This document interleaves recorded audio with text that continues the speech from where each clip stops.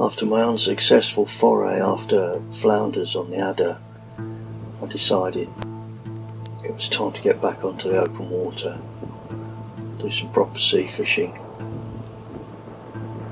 Move further along the coast here, fishing at Shingle Beach. Conditions are nice and mild, sea's pretty flat. The weather's not great, it's nicely overcast, I don't mind that, but there's a constant drizzle,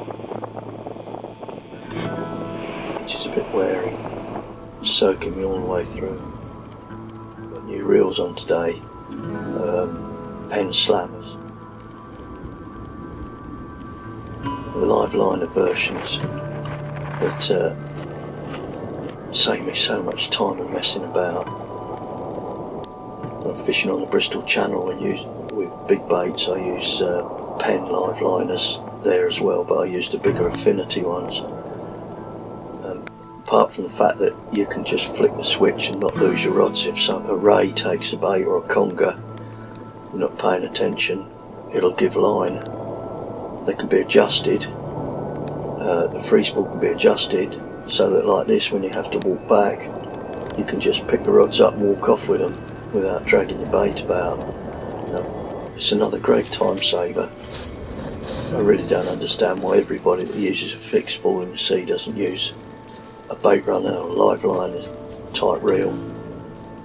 It saves constantly adjusting the reel at every conceivable moment where you cast out and have to tighten it up and then slack it off once it's in the water. None of that, just throw the switch and the job's done. Set it up once and forget it. Beach fishing's all about just wait.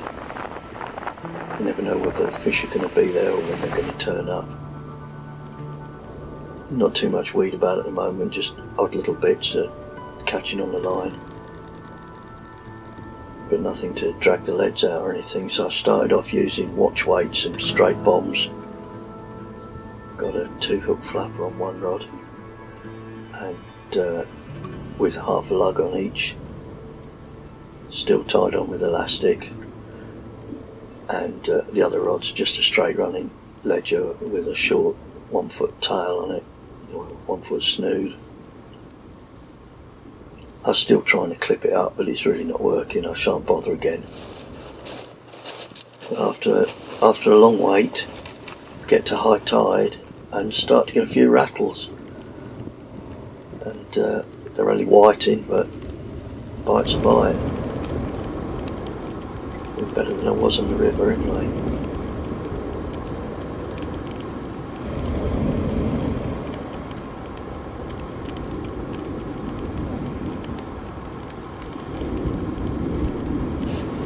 Once high tide arrived, the weather started to close in even more. Wind got up, the rain got heavier, waves are starting to break onto the gravel now. But the bites keep coming. I can't complain too much really, that's why we're here.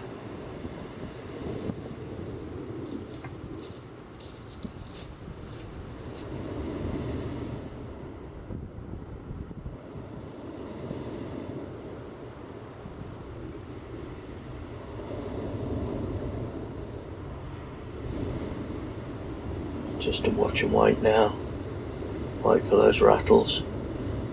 The rod tip's pulling down by the waves because they're getting heavier now. I've had to go up to grip leads, first 3 ounces and then 4 ounces. Got a good bite on that rod. Just pick the rod up now and wind down a little bit, just so I can feel what's going on. Get another pull while I'm holding it, I'll pull into it. There we go. Feels a bit better, this one.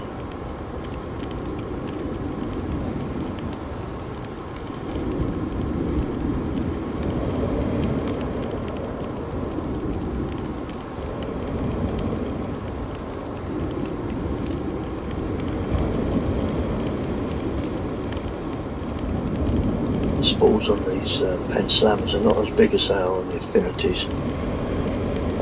That also doesn't really help the casting distance too much, but then I have to make winding them in a lot easier if the bait's not very far out.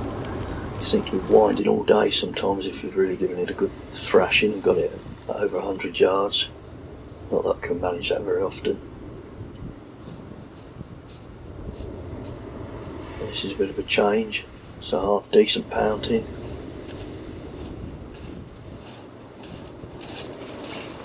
On the running ledger. Small fish. I know that boat fishermen, toke fishermen and conger fishermen will laugh at that and look at it as bait, but I'm still at the stage now where these are personal bests. That's my biggest pouting from the shore, even if it did only weigh 12 ounces to a pound. Just make sure it goes away alright. No need to kill these fish, I'm not going to eat them.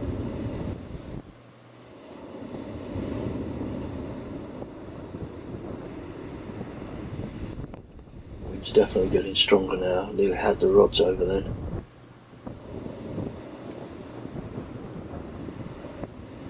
Several things you can do when it gets like this. Spread the legs on the tripod and lower it. That helps. But really the only real solution is to go and get a bag and fill it full of stones. Hang it from the centre of the tripod.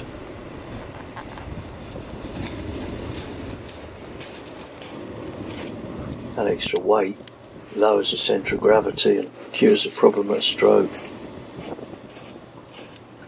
If you need to, you can always kick some stones over the legs as well, but it's solid enough now. The first couple of whiting that I caught today were very deeply hooked, and I had to knock them on the head. If they'd been much bigger I'd have eaten them, but I think I'll just take them home and use them for conger bait on the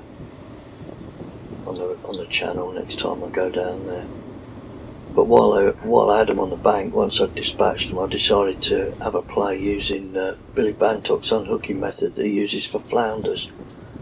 It's absolutely brilliant. I got the hooks out of them, no trouble. I wish I hadn't knocked them on the head then. So after that I used it on all of them, and I seem to be able to get the hooks out of them all, no matter how deeply down they were. It's quite an easy method to use, and it's worth looking up on Fisho's YouTube channel to find out how to do that. He explains it better than I can.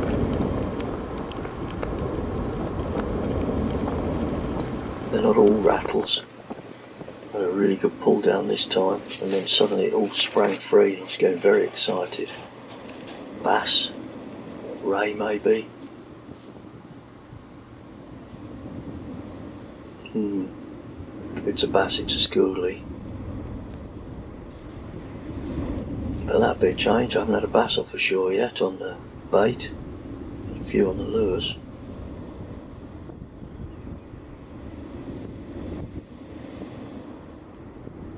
One or two kicks feeling there. Not just a dead weight, so you never know.